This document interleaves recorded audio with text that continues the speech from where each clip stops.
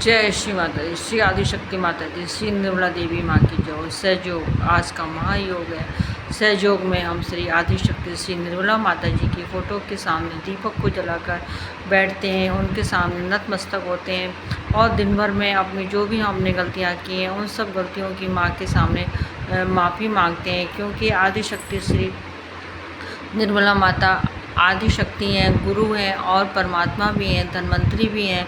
माँ के सामने, परमात्मा के सामने हम अपनी गलतियों की माफ़ी मांग सकते हैं, इसलिए हमें माँ के सामने अपनी गलतियों की माफ़ी मांगनी चाहिए। अपनी कुशल क्षेम के लिए माँ से प्रार्थना करनी चाहिए। माँ हमारी सारी विनती प्रार्थना को स्वीकार करती हैं।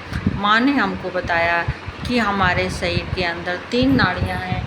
मैं आपको बताती हूँ हमारे शरीर के अंदर तीन नाड़ियाँ हैं, बाएं नाड़ी, दाएं नाड़ी और देखिए बाएं नाड़ी, दाएं नाड़ी और मध्य नाड़ी, बाएं नाड़ी, दाएं नाड़ी और मध्य नाड़ी। इन्हीं नाड़ियों पे हमारे ये 7 चक्र हैं। ये 7 चक्र हमारी जो है वो तीनों नाड़ियों पर हैं। आज मैं आपको बताती हूँ, देखिए आज क्योंकि गुरु पूर्णिमा है, गुरु पूर्णिमा जो है गुरु का आज त्यौहार है, तो गुरु जो है वो हमारे नाभि चक्र के, ये हमारा नाभि चक्र है, ये हमारा नाभि चक्र है, ये जो है हमारा भव सागर है। देखिए 7 चक्र मैं आपको दिखाती हूँ। मूलाधार चक्र, मूलाधार चक्र, स्वादिष्ठान चक्र, नाभि चक्र, हृदय चक्र, विशुद्धि चक्र, आज्ञा चक्र, सहस्त्रार चक्र। ये 7 चक्र हमारी तीनों नाड़ियों पर हैं। ये हमारा नाभि चक्र है, ये हमारा नाभि चक्र है। इस नाभि के चारों तरफ जो है ये हमारा पेट जो है ये हमारा भव सागर है। इसी भव सागर पे हमारे 10 गुरु विराजमान हैं। 10 गुरु जो हैं वो हमारे इस पे विराजमान हैं, और इन्हीं के जब हम किसी गलत गुरु के पास जाते हैं या उनके दिए हुए मंत्र को लेते हैं या उनकी फ़ोटो को रखते हैं, तो हमारे ये भव सागर हमारा ख़राब हो जाता है। इसको भव सागर कहते हैं। जो नाभि के चारों तरफ हमारा पेट है ये भव सागर है। भव सागर पर ही हमारे 10 गुरु हैं, और ये 10 गुरु देखिए 10 गुरु के मैं आपको नाम बताती हूँ। ये आदि गुरु दत्तात्रेय का अवतार हैं। आदि गुरु दत्तात्रेय का अवतार हैं।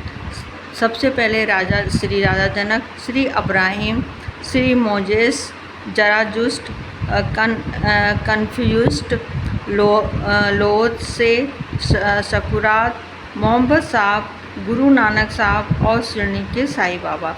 ये 10 गुरु हैं। शिरडी के साईं बाबा सबसे छोटे गुरु हैं, और ये 10 गुरु हमारे भव सागर पे विराजमान हैं। जब हम किसी गलत गुरु के पास जाते हैं, उनके दिए हुए जो है वो मंत्र को लेते हैं और उनकी बात को मानते हैं, तो ये हमारा भव सागर ख़राब हो जाता है। तो ये भव सागर के ख़राब होने से हमें लाइलाज बीमारियां हो जाती हैं। लाइलाज का मतलब है जिसका इलाज नहीं होता है, उसको लाइलाज बीमारी कहते हैं। और जब हम अहंकारी हो जाते हैं या प्रति अहंकारी हो जाते हैं तो भी हमारा ये चक्र खराब हो जाता है और हमें लाइलाज बीमारी हो जाती है, हमारा भव सागर खराब हो जाता है। तो इसी की वजह से हमारा सारा बीमारी पैदा होती है। जो हम अहंकारी प्रति अहंकारी होते हैं, गलत गुरु के पास जाते हैं। अहंकार का मतलब मैं आपको बताती हूँ, जिसके अंदर मैं की भावना आ जाती है, अपने ऊपर घमंड हो जाता है, मुझसे बड़ा कोई नहीं है। जैसे रावण को अहंकार हो गया था।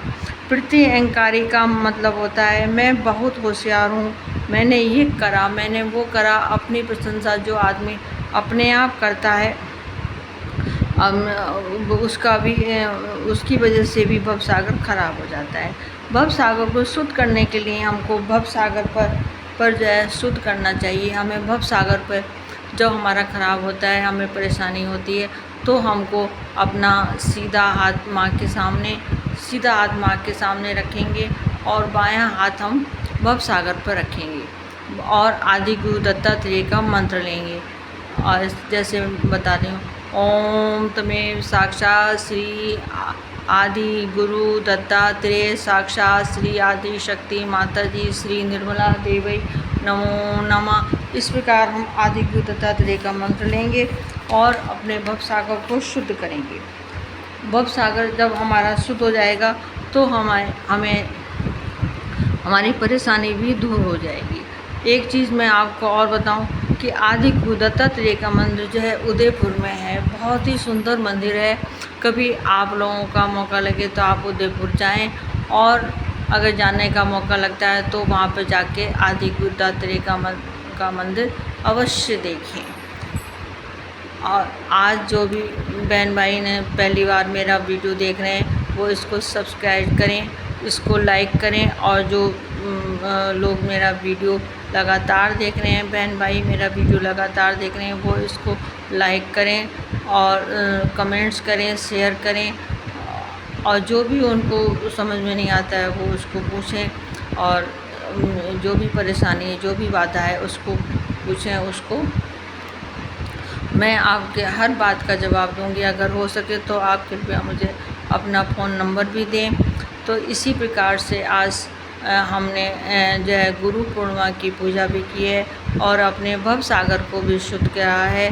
इसी प्रकार आप हमेशा जब भी आप जो अपने चक्रों को शुद्ध करें तो आदि गुरु दत्तात्रेय का मंत्र अवश्य लें। जब भी आप जो भी नाड़ी के चक्र शुद्ध करें, इन चक्रों को शुद्ध करने का हमने आपको तरीका बताया है कि अगर बाएं नाड़ी की आप चक्रों को शुद्ध करते हैं तो आप बाएं हाथ श्री माता जी के सामने रखेंगे और जो चक्र आप शुद्ध कर रहे हैं उस चक्र पे अपना हाथ रखेंगे और माँ से प्रार्थना करेंगे कि माँ मेरी इस चक्र को शुद्ध कर दीजिए।